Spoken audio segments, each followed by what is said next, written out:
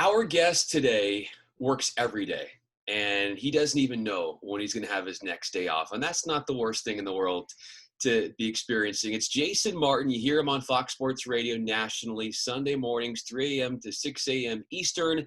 He's also dominating the airwaves in Nashville, part of J. Martin Ramon, weekdays from 6 to 9 a.m. Central on 104.5 The Zone. I'm going to ask Jason about how exciting that is to be a part of this new show. But Jason, it's fun. We get to work together a little bit on Sundays.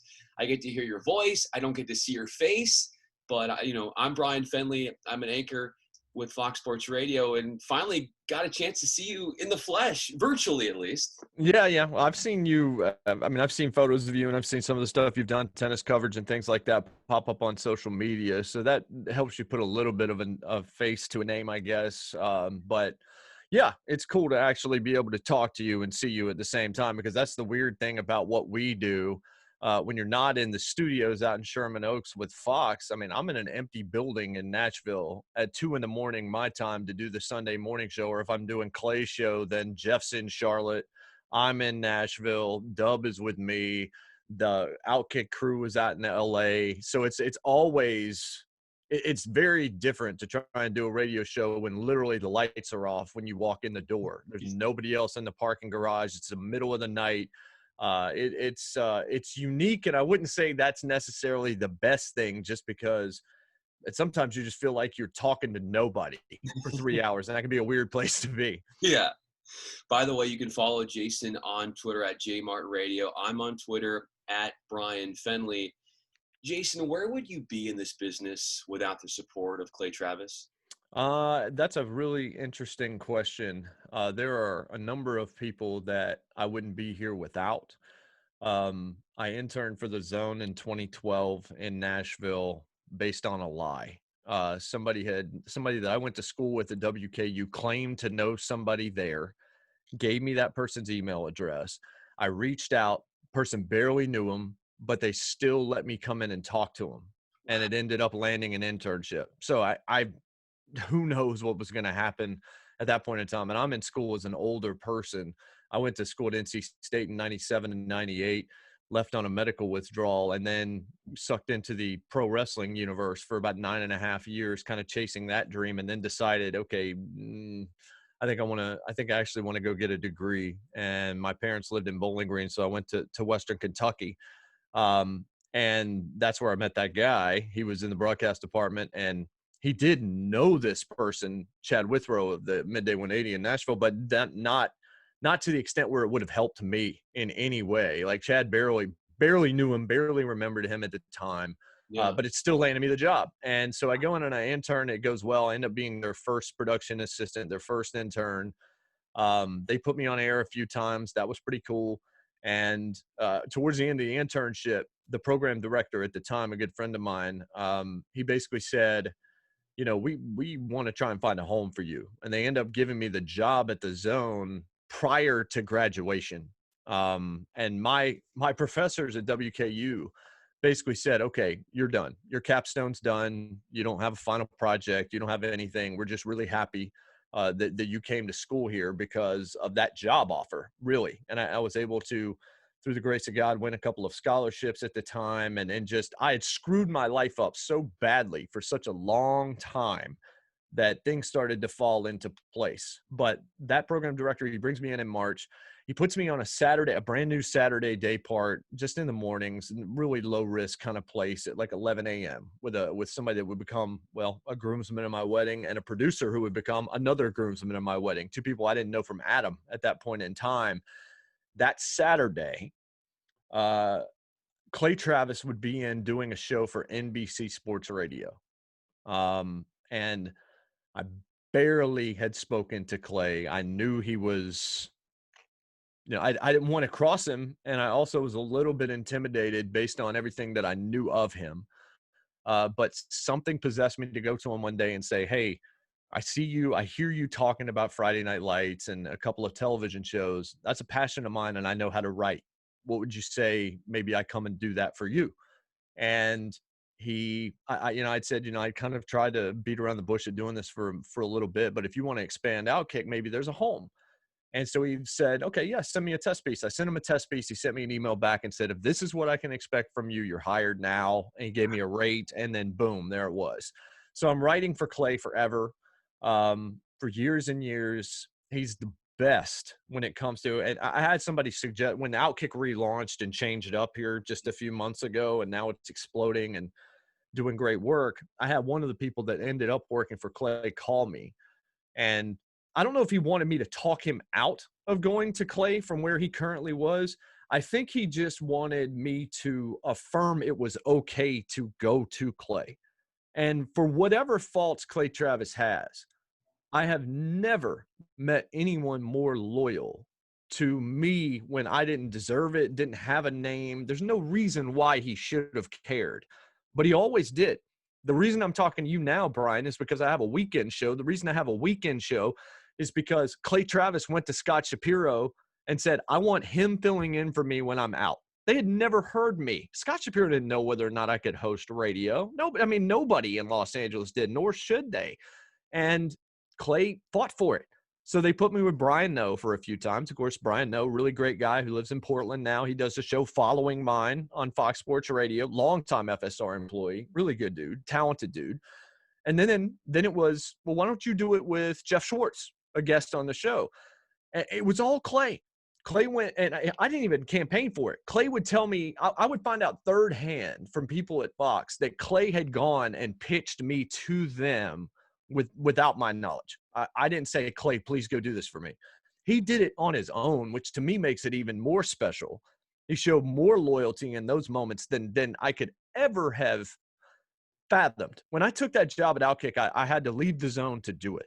When I became his executive producer, he calls me up about 2 weeks before I'm about to leave the industry, Brian. I'm done. I'm trying to get a sign at this point in time that it's okay for me to go because nothing is popping for me. They hired me at the zone, but there wasn't that much for me to do at the time. And there's only so many day parts and Sure. everybody wants them. And so I'm just sitting there. I get a schedule. My program director is going on vacation. He sends out a schedule for the month. I'm not on it at all. And I just said, okay, Lord, I hear you. I guess it's time to move on. A week and a half later, Clay calls me on a Sunday night and he says, Fox has made me an offer. We've come to an arrangement. What do you say about coming to be my executive producer? And then he tells me, and I want you to be a third voice on the show. I want you to become a star out of this. My goal is to get you a show out of this. He tells me this on this phone call. And I'm like, okay, Clay, well, I got some irons in the fire, but I'll think about it. Meanwhile, I'm doing webcasts for high school sports in Kentucky, PA announcing for WKU baseball, softball, soccer, doing webcasts of softball, anything that I can possibly do to be around the orbit of the job that I want someday. Yes. Just anything. And you know this. It's just you don't say no. You can't. Yeah. You just say yes. It doesn't matter if two people are listening. Who knows who those two people are? But I go do this. My mom is terrified. She's just like, I've seen Clay on TV. I know what he has talked about. What if he doesn't treat you well? Like she's scared because of the Clay Travis character that you can see at times. And I just said, I had 2 job offers offered around the same time after nothing for years. And the second job basically said, no, you've got to take this other one. We can't in good conscience even allow you to try for our job at this point because the opportunity with Clay is too great. I would find out later that those guys, the same guys I interned with, had been at the SEC meetings, football meetings or whatever, spring meetings down in Alabama, with Clay and a bunch of other people at a table. And Clay mentioned that Fox was starting to talk to him and he asked about a producer and started talking about him. And they said I was the only choice.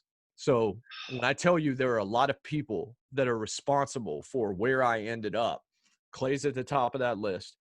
But Jonathan Hutton, Chad Withrow, and Paul Kaharski of the Midday 180, the show I interned with, they are as responsible as anybody else. They're also as responsible for the current partner that I have on the show that just launched 3 weeks ago here in Nashville. But in terms of just what Clay has done, he's just given me opportunity after opportunity and pushed my name out there when there wasn't that much I could do for him in return. And that's why I will never say a negative word about Clay, whether or not we disagree here and there, whether or not there's some content that he treads in that I'd, rather not go down the pathway. And maybe that's something we'll get into here in a second. But um, he's just a great dude. And there are two versions of him. Before I was married, when I was still single, we were flying to the Super Bowl. And I was sort of the beta on the show. He was the alpha by design. I talked about, and I'm basically a virgin at this point because it's been 10 years and, all this kind of stuff. And my weight transformation hadn't happened yet. I'm still 365 pounds when I'm on this airplane. My shift actually changed after the Super Bowl in Houston when I saw some photos of myself and I was just like, you going to do this forever? Or is it time to actually wake up?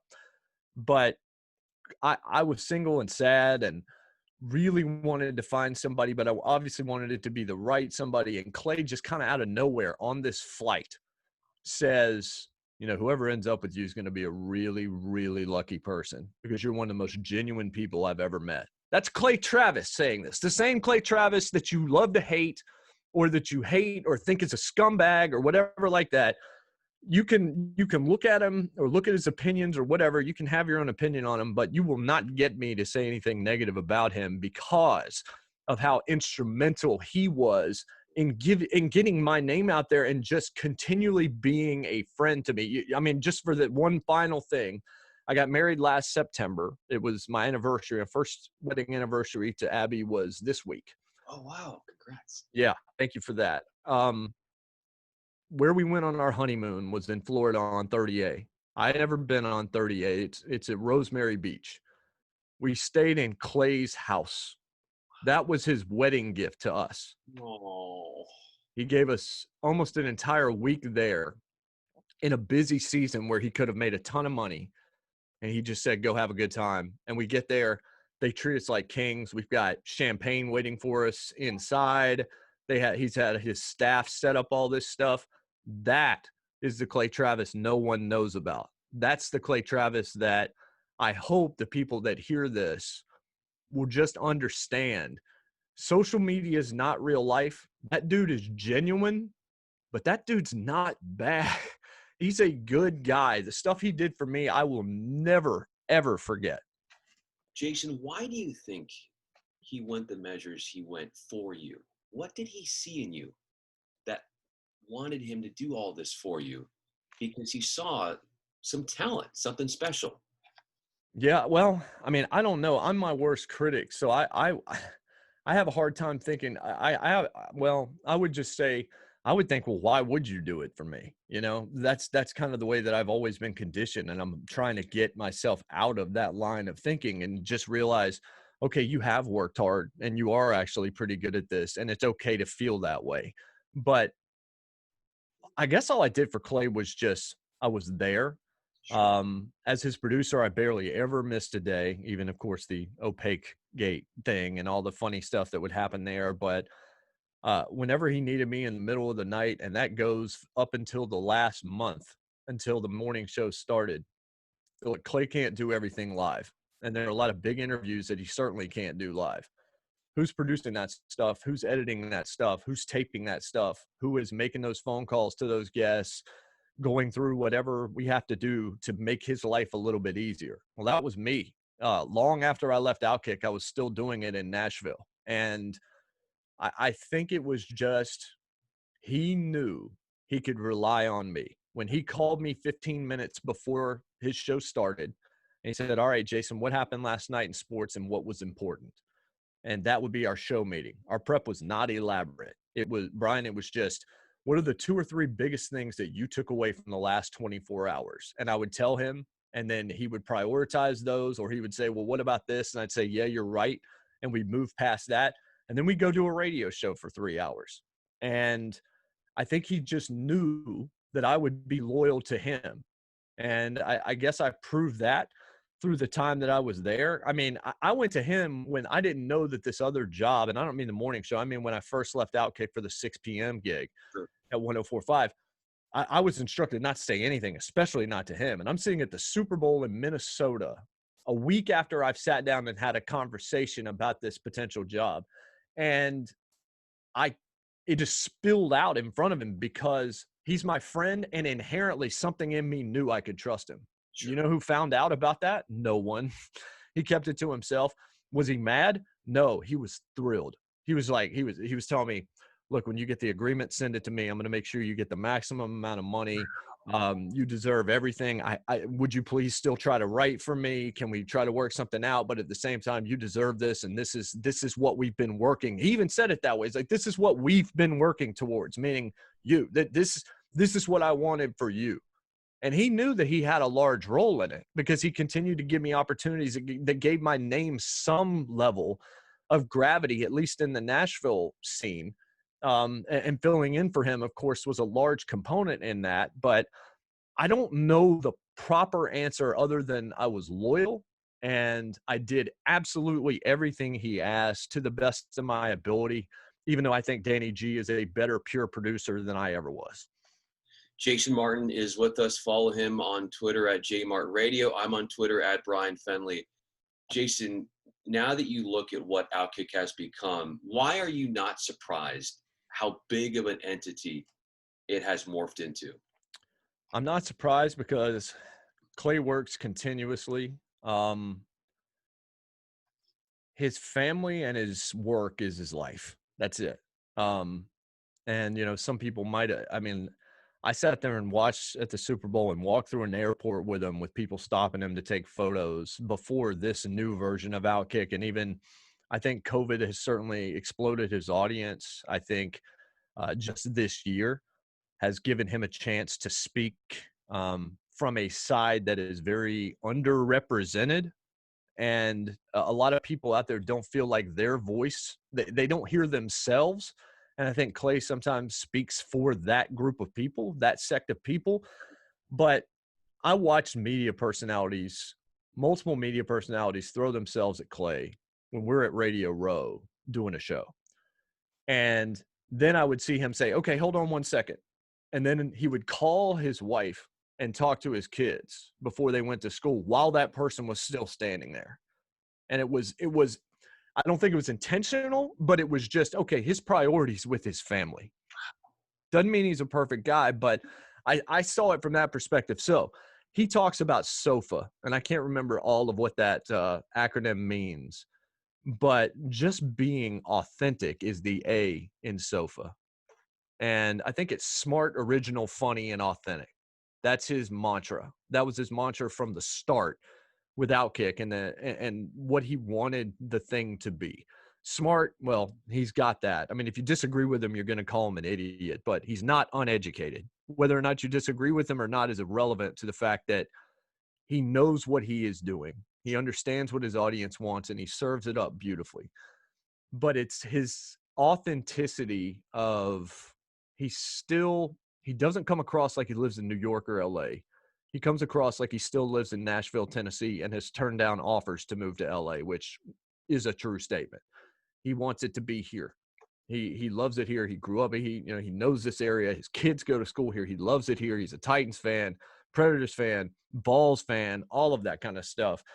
But I think the general reason it's exploded is because he works so hard. He gets up and he does a morning radio show, and then he used to write a column for Outkick, and then it would be, okay, now we're going to do Outkick the show on Mhm. Periscope or whatever in the afternoon. And then it became, okay, then we're going to go do Lock It In on TV right after that. Somehow I'm going to have to see my family.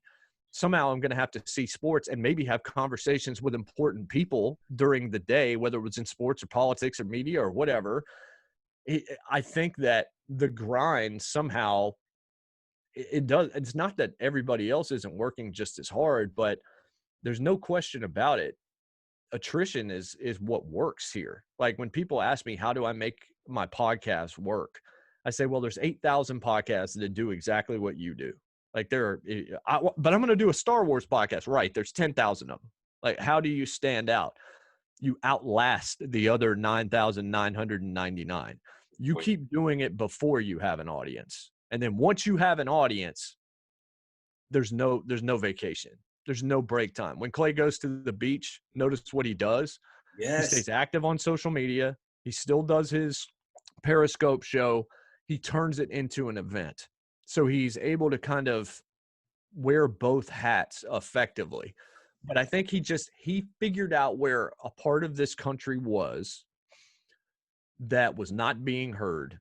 And then he said, come here, feel positive again, feel optimistic again. Don't be belittled. Don't be called names or whatever like that. Just come here, have fun, and we're going to have intelligent discussion as well. And like I said, we disagree on some things, but I feel like that's the benchmark for what he's doing. It's just trying to be authentic and coming at it from a different perspective. And he knows what moves the needle. And if you know what stories will move the needle, then you can really control your own destiny.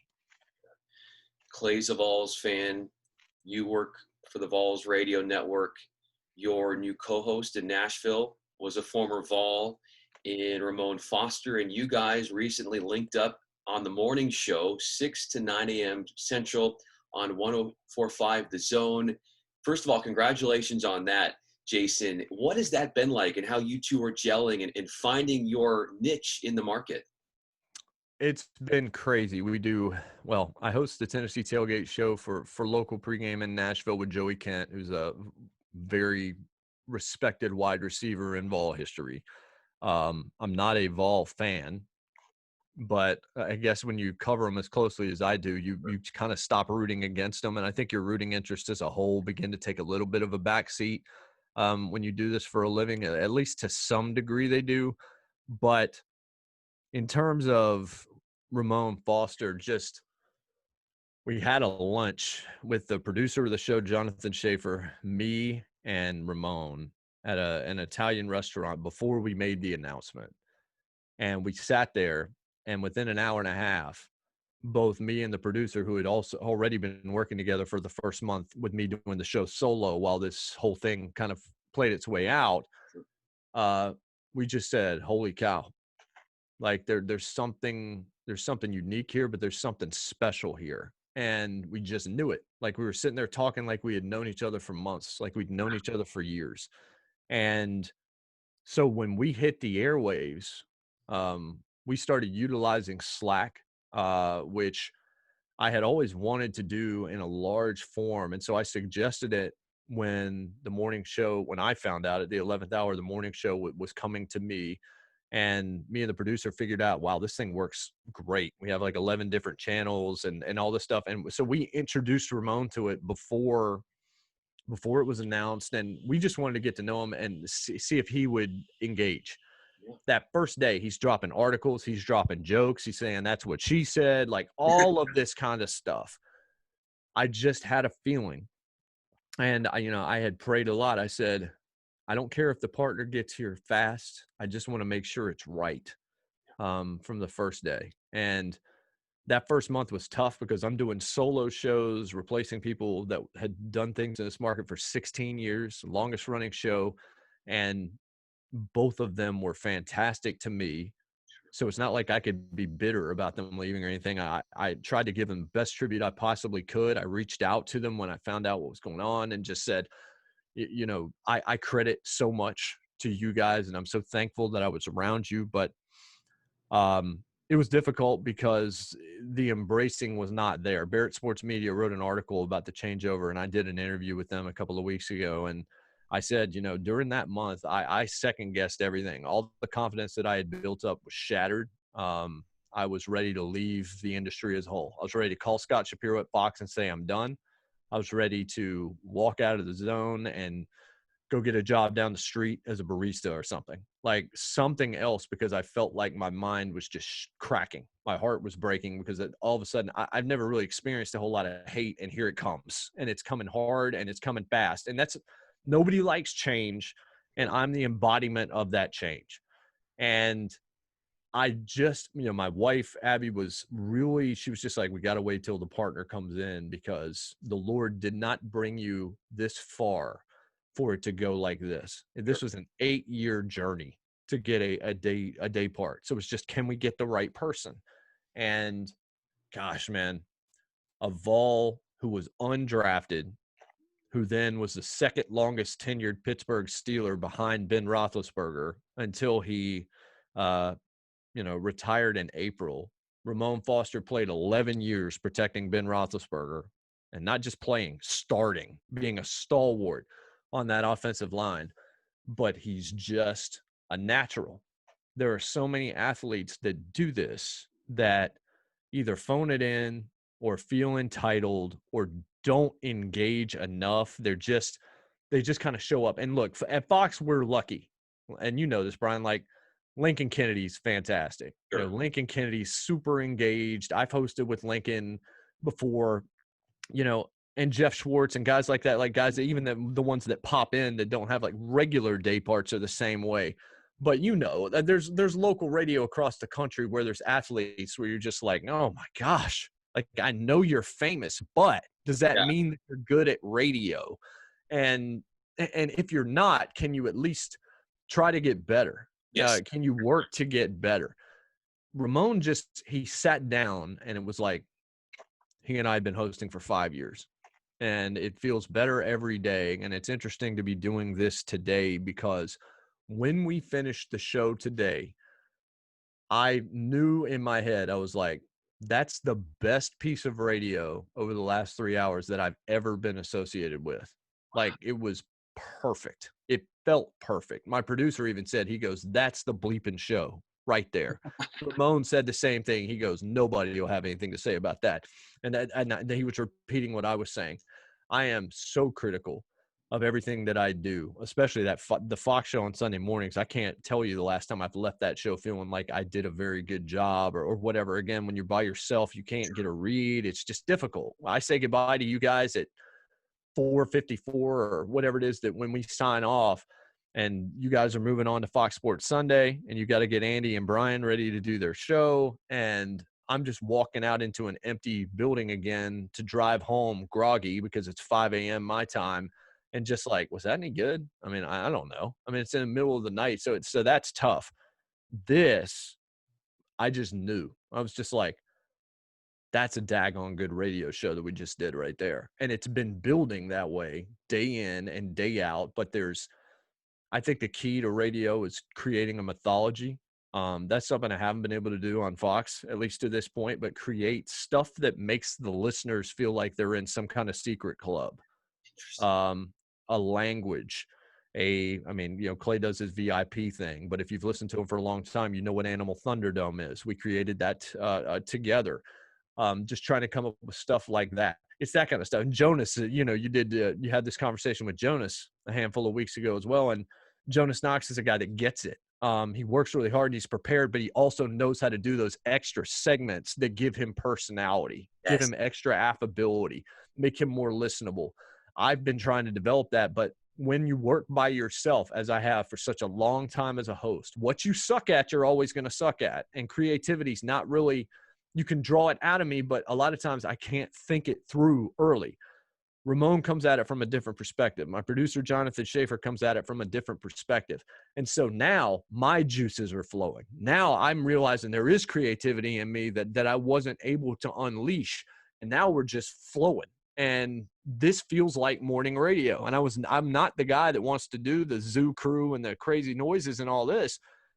But, and you know this because you have to listen during my show. I was doing really serious stuff a lot. I was doing, look, I'm going to lean on my faith forever. It's the reason why everything that's happened to me good in my life, but certainly in this last handful of years, I can just point to blessing after blessing after blessing. When I rediscovered my faith and leaned into it, you know, the weight loss and finding Abby and how beautiful all of this has played out, and just even the job opportunities and everything else, like my faith is what drives it all. So faith is obviously where I'm coming from, but also I definitely went political, and I went down the Clay pathway just because he and I do agree on a lot of that stuff. But I was staunch COVID. I even went after BLM, you know, I went after some of this kind of stuff. And then I didn't like how I felt because the mental headspace that I had to put myself into in order to have those conversations, Brian, Sure. didn't leave me happy. Sure. So I go do morning radio. Morning guy at 6 a.m. doesn't want to wake up and hear me yelling at him. He doesn't want to feel like I'm behind a lectern preaching at him. He doesn't want the word "at" to be anything other than my handle on Twitter. He wants me to be talking with him. He wants me to be talking to him. He wants it to be a conversation. What should sports radio be? It should be the host that you're listening to. You feel like they're at a corner booth at a bar talking, and you're overhearing that conversation, and you can actually engage in it yourself. So when we do power rankings or something like that in the NFL, it's not all this negativity. It's just, let me throw out, are the Titans the third best team in the AFC right now? Because I know the dudes at the bar are sitting there and be like, hey, do you think Tennessee's better than Pittsburgh? Do you think Tennessee's better than Indianapolis? That's the conversation. So you take that conversation, you turn that into radio, and then you throw humor into it, and you throw pop culture into it, and you just don't take yourself so seriously. You recognize that people aren't listening to you in the same way that they are listening to the news. You are supposed to be informative. You are supposed to challenge them. Yeah, and sometimes it's going to be serious. But ultimately, what we do, Brian, what sports is, it's entertainment. And I think that gets lost sometimes with people wanting to hear themselves talk. And it's something I've had to discover because I've had to change almost everything that I used to do in order to fit this new thing. And there was a moment, 2 shows in to the solo gig, Mhm. before Ramon gets there, I realize I'm being very angry on the air.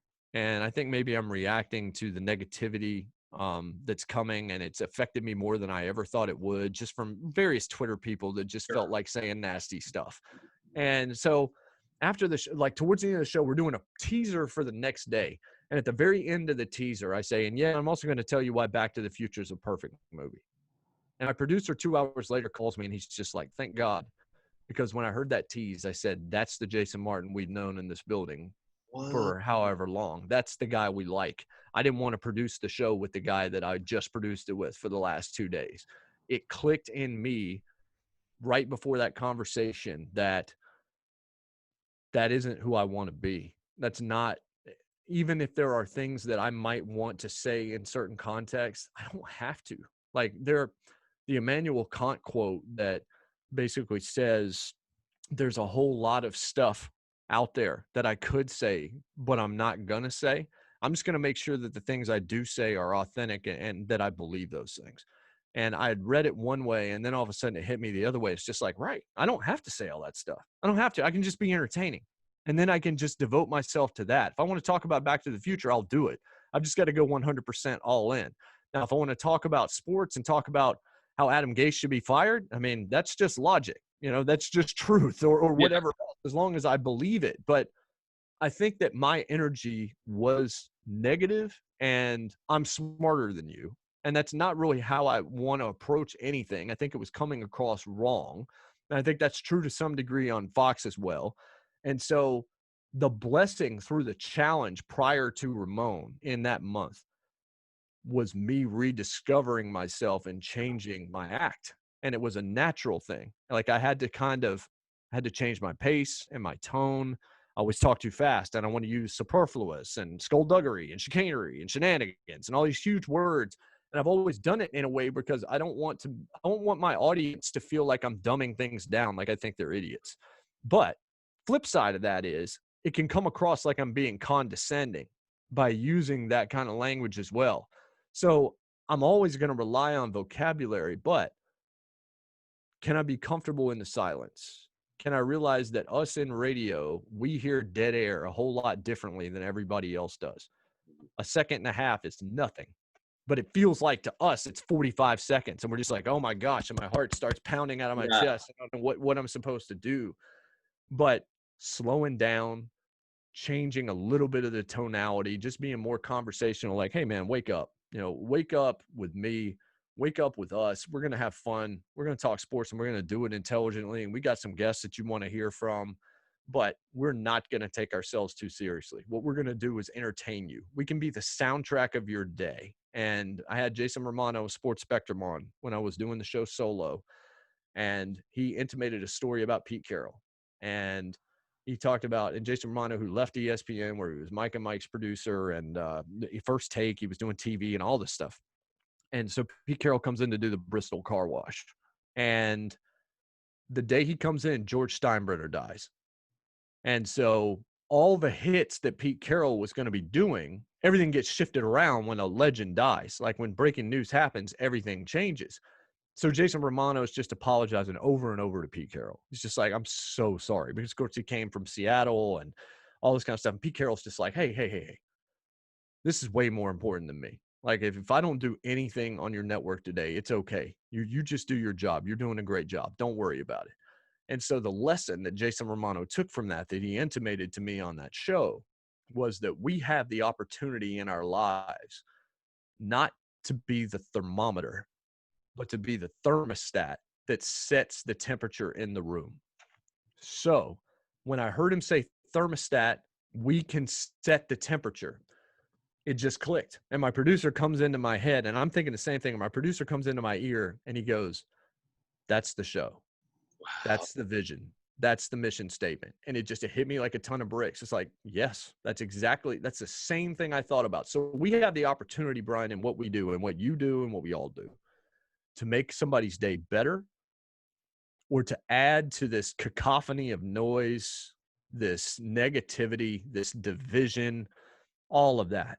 Even if we're very passionate on a lot of these other issues, do I need to say it? And is it going to make somebody's life better to hear it? Or can I just entertain them, put a smile on their face so that when we're done every day, they feel like they learned something, but they also feel like they were just listening to some friends. They weren't listening to people that made them feel better, feel bad about themselves, or see the world in some really negative context. So that has been the shift over the last 6 or 8 weeks in me is I just don't want to be the guy that I've been too often for the last few years. I read a book. I'll put this to you as well. Tim Keller wrote a book called Every Good Endeavor.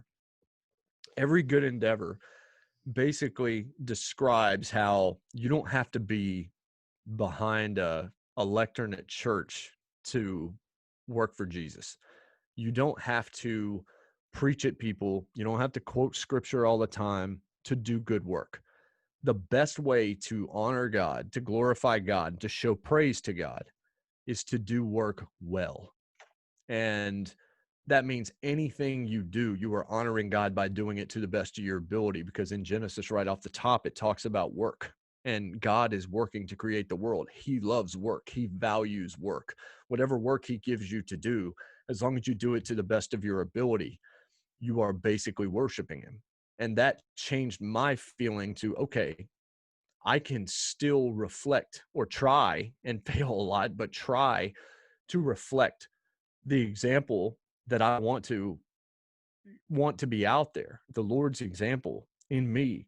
I can reflect my love of Christ just by working hard and doing my role. And I just have gotten the sense increasingly through prayer and through just a little bit of introspection that my role for the Lord is just to make people feel better, just to help them. My wife is a doctor, so that's what she does all the time.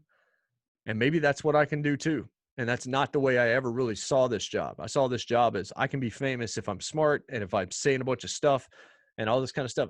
I just I don't think that's my role. I think there are other people that do it well, and it's necessary. That's not the Jason Martin that I have determined and feel um over this past few months that's not what he wants me to do. That's not who he wants me to be.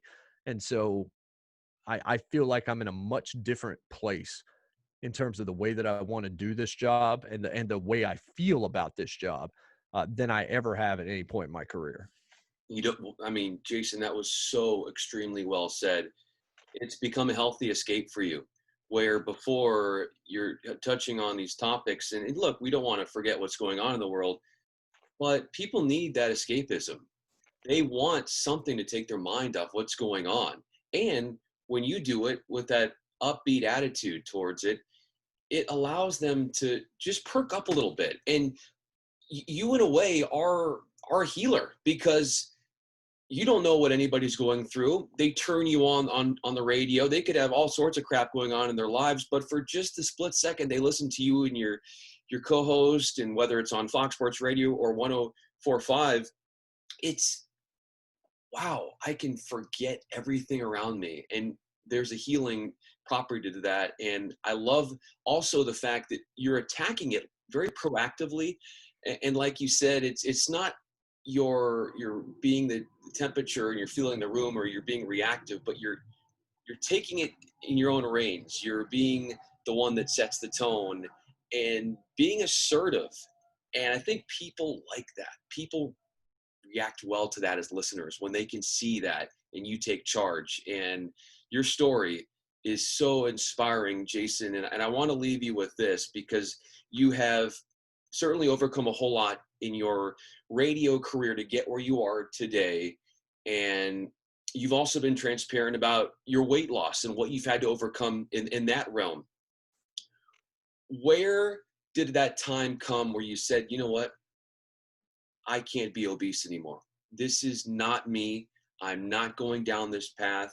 This is not what I have in my future. And that you had the self control to say, I'm going to do something about it.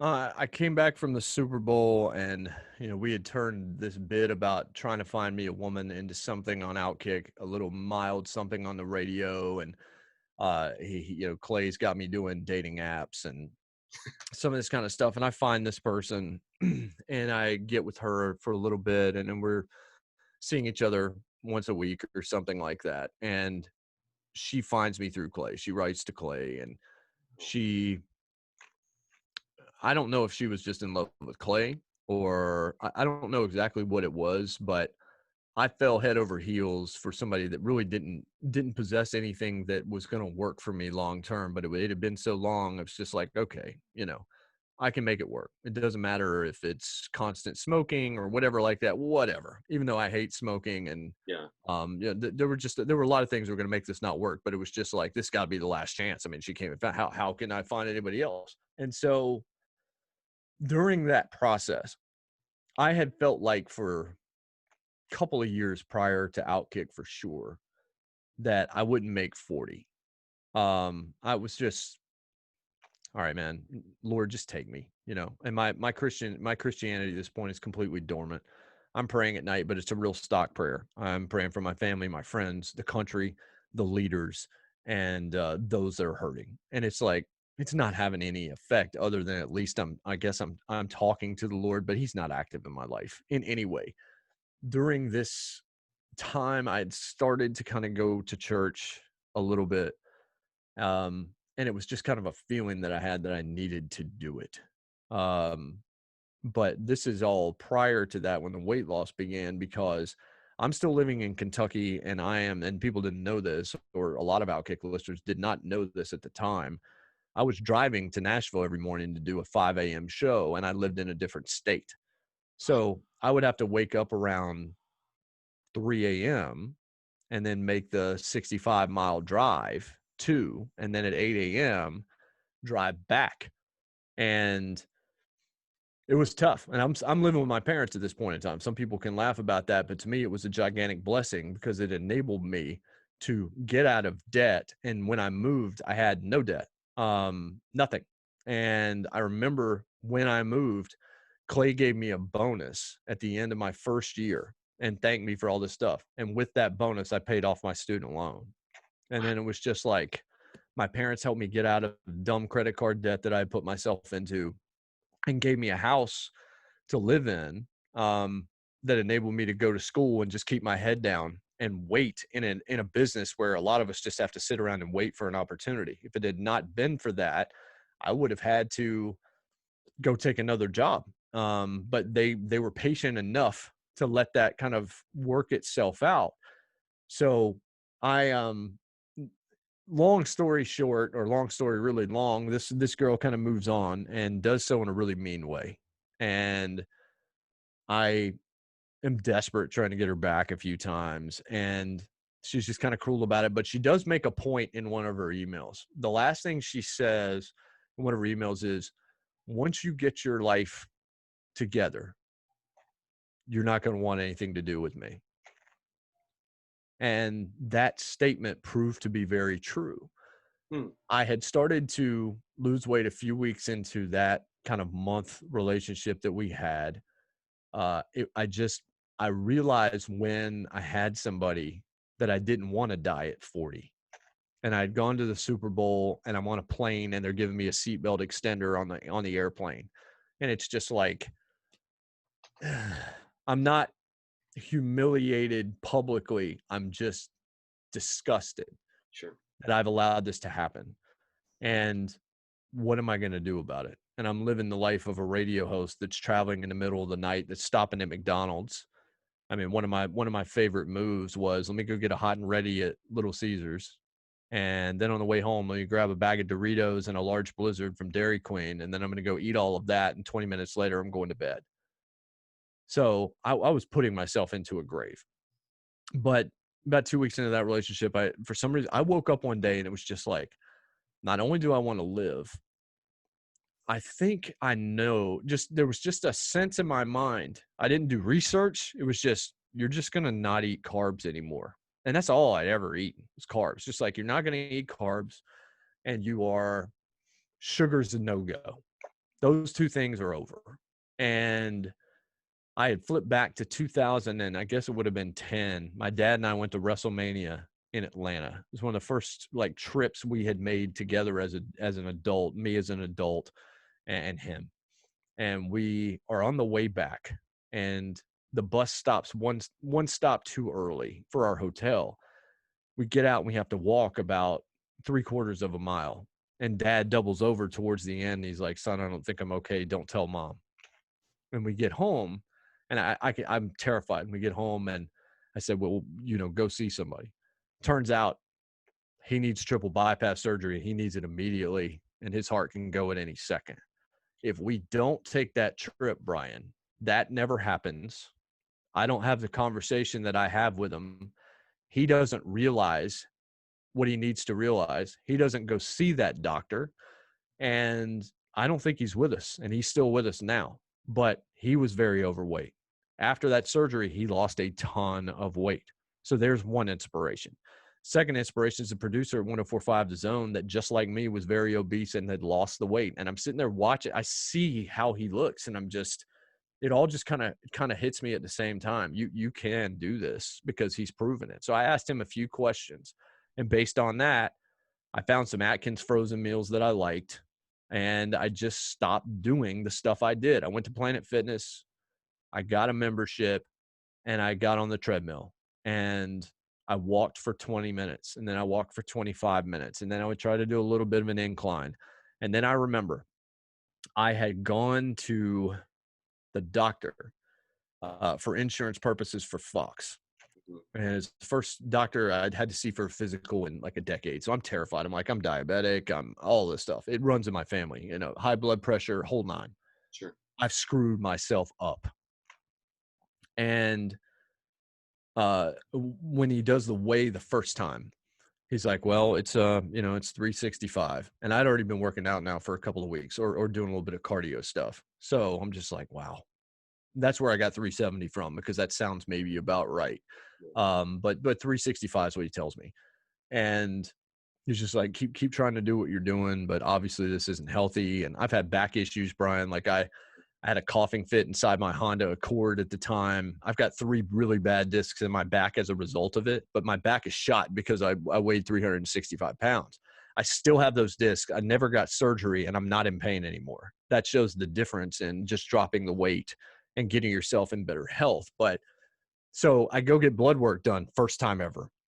And then the blood work I'm not going to know about for, I think it is 6 weeks. Okay. And 3 days after I find out about the blood work, I'm moving to Nashville because I'm out of debt now. And now it's time to get close. Clay wants me in Nashville. I want to be in Nashville. So everything's kind of coming down.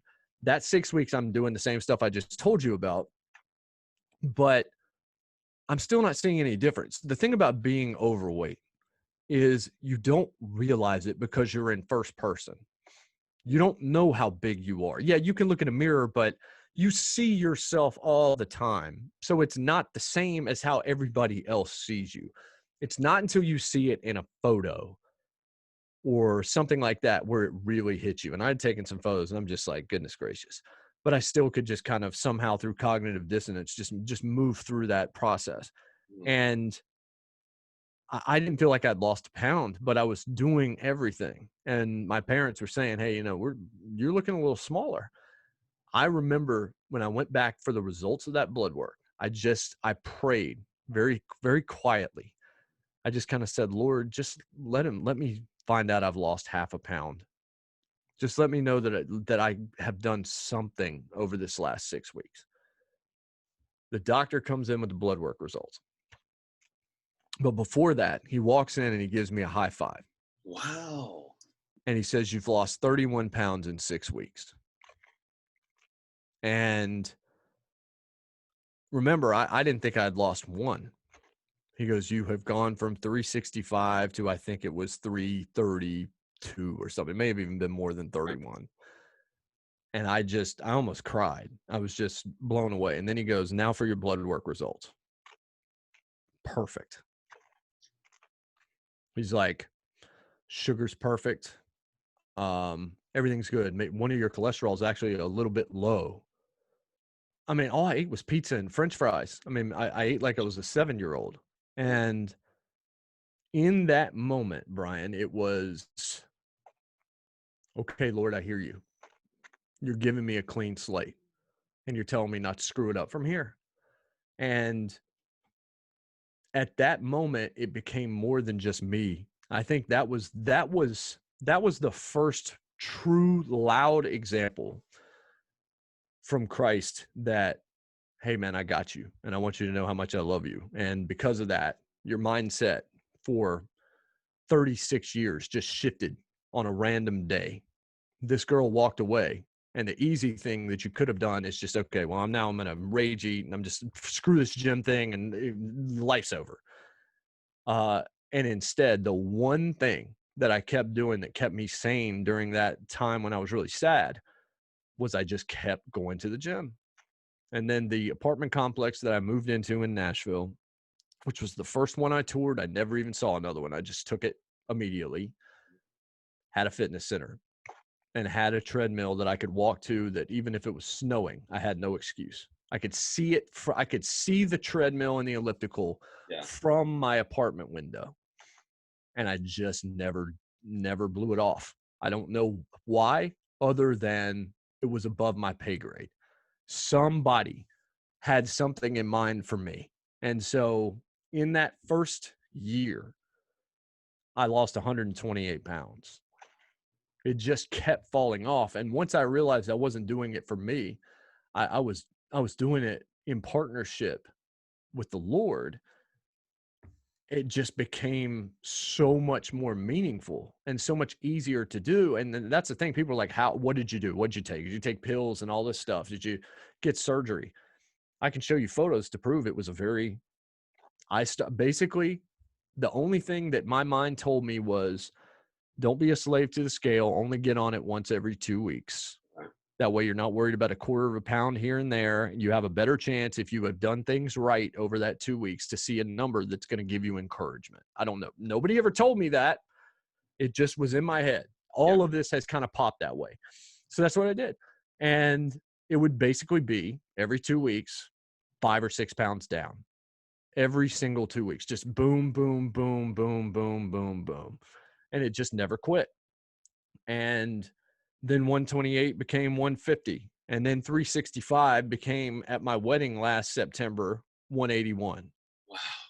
And I was too small. And that was because I'm 6'2", almost 6'3". Right. I looked almost frail. If you see my wedding photos, I even look at it and I was a little bit frail. Right now, I'm about 205. And the reason why is because another little birdie in my head said, "Why don't you pick up a weight?" And so Yeah. now it's muscle, but nothing ever changed. So I have tried to offer, and then we've had callers call into Fox and I've talked to them about it, but I've had, I don't know how many DMs. Every time I tell this story to some degree, whether it's in Nashville or on a podcast or whatever, I just get a flood of DMs from people that are desperate, that want my help. And a lot of them ask me how you keep it off. And I said, I don't think my mind will enable me not to. Like my mom would even say, she's like, "Hey, don't put it back on." And that's the thing. I took it off, but I put it back on. My mind's been rewired. Like I'm at my anniversary at the place we had our rehearsal dinner at a year ago and like 3 days ago, and it's an Italian restaurant. And I'm just naturally, without even thinking about it, I've got lasagna. It's excellent lasagna, and I'm just rolling the meat and the cheese off of 75% of the pasta and eating that. Then tiramisu gets sat down. Neither one of us finished our half of one. Like it's just, I can do without it. And the one thing that I discovered throughout this process was one, I liked a lot more food than I thought I did. That's a godsend as well. And Abby being a foodie has really helped me in that way. And you can eat a lot healthier when you do that.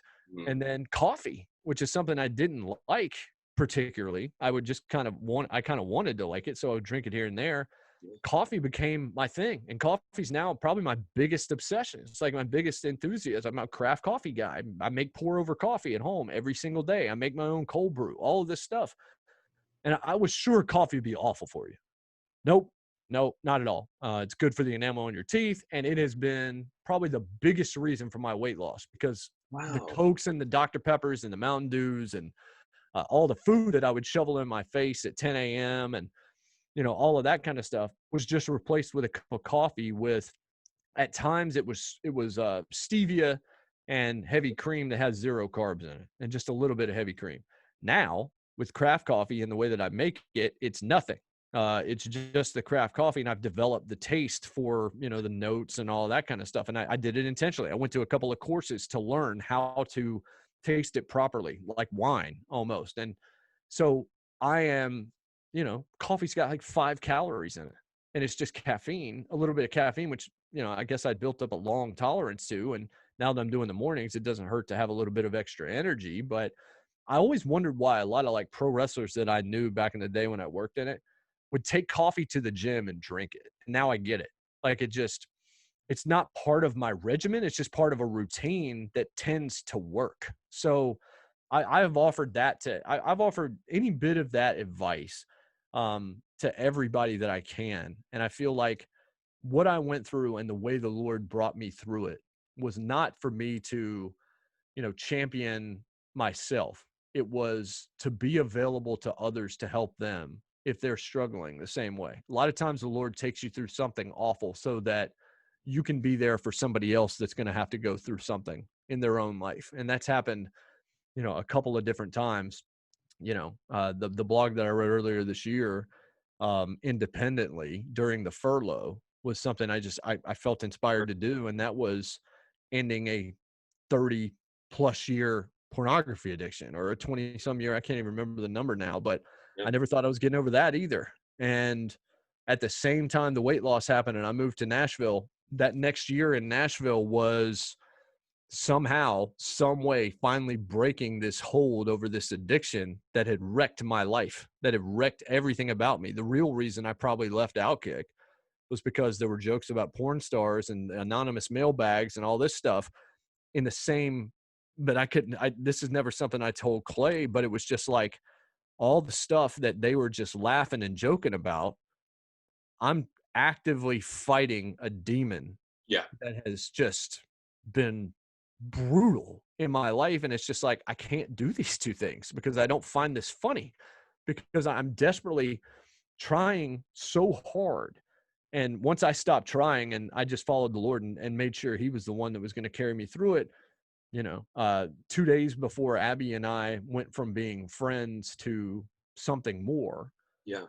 that was the last time. Wow. And, it's been almost 2 years now since that point. And it's, like I say, you get opportunities through what you do to speak to something larger than you. And anytime I ever try to credit Christ or the Lord for anything, people will find me on Twitter and they will say, it's you, it's not him, and all this stuff. It's like, you just don't get it, man. Like it really isn't. Like I'm a kid from Martinsville, Virginia, who went to NC State and blew it because he was not ready for the level of um mean that he was going to face in his suite. He was just going to be hit. He was going to be just destroyed by jocks. His confidence going to be wrecked. He was going to become the butt of every joke. Um, he was going to make mistakes and all this. And then he was going to end up getting 2 back-to-back 0.0 GPAs. And finally confiding in his parents the week of finals in the second semester of the first semester, I had like a 3.6. The second semester was a 0.0 because I'd fallen into depression and didn't know it, because I had moved from a study lounge on a cot because they had overbooked to a suite where people just saw somebody they could victimize. And I don't blame them. I blame me for letting it happen. And for at the same time, feeling like it was easy to play the victim, because eventually I was going to get sympathy for this instead of just nutting up and just being a man. I wasn't ready at the time, but they put me in a hotel, Brian, the week of finals. And I am sitting there the night before, didn't go to any of them. They put me there after I finally told them. They said, why have you not told us this? We're going to get you out of there. Just go do your finals. Didn't go to a single one. The Wednesday night, I think it was, before they came and got me on Friday, I'm wondering if I can pull the painted glass out of the window and jump. That's how dark this is. And so this ain't supposed to happen. I go back, I blow it at NC State. My parents I've got a Pell Grant, and they're in debt for me, and I've screwed it up. And then I came back and I screwed it up over and over again, taking dumb jobs and losing them the wrong way, and just being an idiot kid. A lot of stuff. That's when you see athletes make mistakes at 20, I'm just like, I was 20 and I was really stupid and immature, and a lot of things affected me and all this stuff. But this isn't supposed to work for somebody like me. I was never super popular. I had a level of popularity, I guess, in high school, but it was never huge. I had a group of, I always have had a group of loyal friends at different parts of my life, but I'm not somebody that has 7,000 friends and constant text messages and all that kind of stuff. That's never been me.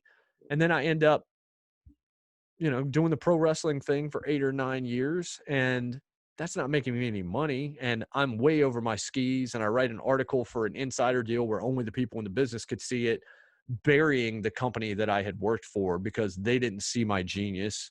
So I'm also arrogant and just it's just bad all the way around, proud, everything, envious of everybody, all this. And of course, haven't found the right person to share this journey with. And it's just a mess. And then I have to, I can't find a job eventually in South Carolina where I'm living.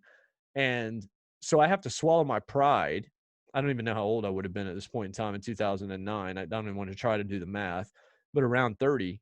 And I'm like, okay, mom and dad, I'm living with this girl that I know is wrong for me. And I had a conversation with the Lord last night. It just kind of came out, and I was just like, either you need to marry this person or you need to leave. And I realized in that moment that since I was asking the question, I already knew the answer. So I told her the next day and left. Went and lived with my parents as an adult so nobody could come over. Put my head down. I wasn't going to find anybody because everybody there is 19, 20 years old. So I didn't have there was nothing for me to do except nearly get straight A's there, win the scholarships and just put my head down. Like, it was just like the Lord took every possible distraction away from me. And it was just like, okay, things are going to happen in order. They're not going to happen in the order you want them to. And you're not even going to realize I'm doing it for a while because you're still way too self-centered. But you're also going to be able to look back in 2020 in a conversation with Brian Finley, and you're going to be able to pinpoint where I have been faithful to you in the past. And the reason why I want you to see all these things in the present is so when the hardships come, how faithful I'm going to be to you in the future. So you think about all of that and ending up with my parents, and then the chance meeting with Clay, and then the conversations that lead to Clay asking me to be his executive producer, and then Clay Travis, of all people, going to bat for me behind my back with executives in LA who barely know my name. And that parlays itself back to the place I interned for a 6 p.m. day part, and it's getting preempted a lot. And again, just kind of losing my smile a little bit about things. And then I'm filling in for Jonas Knox on Sunday mornings. And I think I did a few like on a Friday night or Saturday morning for him as well. He needed some time off. And I go in there and I do it. And I do it to the best of my ability. But I'm just like, okay, well, I mean, they trust me enough to do this. That's cool. And then Scott Shapiro calls me after the second time I fill in for Jonas on a Sunday. And he's just kind of like, so that was a tryout. Everybody was listening. And would you like this spot? Jonas wants to move. Um, we'd like to offer you this. We wanted to see if you'd be a fit, and we think you're a fit. And the lesson from that, Brian, that anybody listening to this that happens to be in the media industry is, again, don't say no, and always show up for the job you want. Perform for that job, not necessarily even the job that you have. In that moment, I wanted to live up to what Jonas had done, but I didn't know that was going to get me anywhere. I thought it was just going to be a couple, a little bit of extra money in my wallet, and that's cool. And I'm not going to turn down the rep. I had the executive vice president of Fox listening, and that parlayed into me knowing you, really, because we've been doing the show now together for, I guess, a year and a half, and in February it'll be 2 years. So my story is not as like dark and desolate as some people's. It maybe not as intriguing as some people's, but it is truly a story of Christ's faithfulness and me having to realize that I don't know a whole lot of stuff. And I'm thankful that it's out of my hands and that there's somebody that is capable of making it all happen in the right order. I mean, you think about it, I moved to Nashville. I learned about apps as a result of something that was devastating. The apps lead me to start losing weight. I continue losing weight after I get to Nashville and I'm not in debt. I'm sitting there. I go through a couple of failed relationships and a couple of just blow offs and things that go wrong on dating apps and all this stuff. And then this woman pops up who, one of the first things she said to me, I'm standing on the sidelines of the national championship game in Georgia and Alabama. And she's like, hey, is Tim Tebow nearby? If you see him, say hello. Tell him Abby said hello. And I thought it was funny. And I sat down with her for our first meeting at Panera Bread, about 3 miles from where I happen to be right now. And I knew that night that there were 3 people at the table. There was me, there was her, and there was God. I never felt that way about any encounter, any person I've ever met. And the voice, the only thing the voice that I heard in my head said, she's special, pay attention to her. And now she's been my wife for a year. The best person I've ever known. And I was not ready for her 3 years ago. I wasn't ready for her 2 years. I wasn't ready for her 4 years ago. I wasn't the right guy. There were some things he needed me to learn. There were some things that I needed to go through. There were some failures. There were some losses, and there were some successes. There was some confidence that needed to build. And so, that's my story, and I'm sticking to it. Resiliency, patience, a sense of being reborn, finding yourself, realizing that you won't go back to the past because you know how good you feel now. When people talk about, why haven't you regained the weight and gone down that road? It's because of the joy that you feel and you're harnessing that. And then with you feeling this way, life has opened up so many doors for you, and you deserve all the success, Jason, you have and that you will continue to get. It is a treat to get to know you virtually. I know we haven't really met in person yet. We get to work on the weekends together, but hopefully down the road, our paths will cross in person. And I know a lot of people are going to be really inspired by this story, Jason. And what I love about you is your transparency and your ability to trust me with this. And I know that a lot of people, like they have already, are going to be moved and are going to be better off in their own lives after listening to the stories that you told and wanting to be a better person as well. Jason Martin, you can listen to him Sunday mornings on Fox Sports Radio, 3 a.m. to 6 a.m. He is dominating the airwaves in Nashville. J. Mart and Ramon, 104.5 The Zone, weekdays, 6 a.m. to 9 a.m. Central Time. He's on Twitter at JMart Radio. I'm on Twitter at Brian Fenley, an anchor for Jason on his Sunday morning shows. Jason, thanks so much, man, for this. This was really, really special. Yeah, man, no problem at all. Like you said, 20 minutes, and I was just like, you don't know me too well, do you? Like, if the time is carved out, I have a hard time cutting it down. So yeah, I've had a blast, and I hope that the words that the Lord has given me to say today are ones that are going to reach people that need to hear something. But I just feel like in 2020, I'm so thankful that positivity has found a way to inject itself into me where it's just like, you can do this differently. You can come at this differently than you ever have before. And I like the fact that I'm having fun doing this for a living again.